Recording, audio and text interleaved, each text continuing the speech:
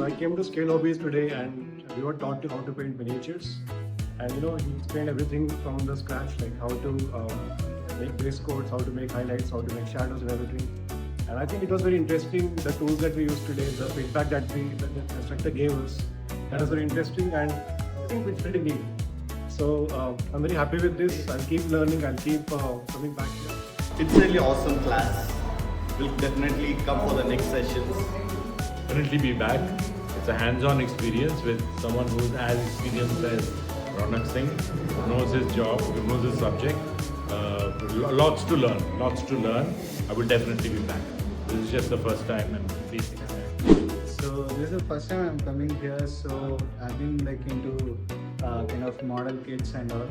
So first time learning a new skill.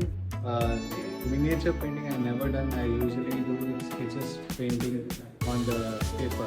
So this never done. Met Raunak here, so had a wonderful time. Learned a lot of things, the highlights, base coat, middle coat, everything. Hi, today I attended a workshop.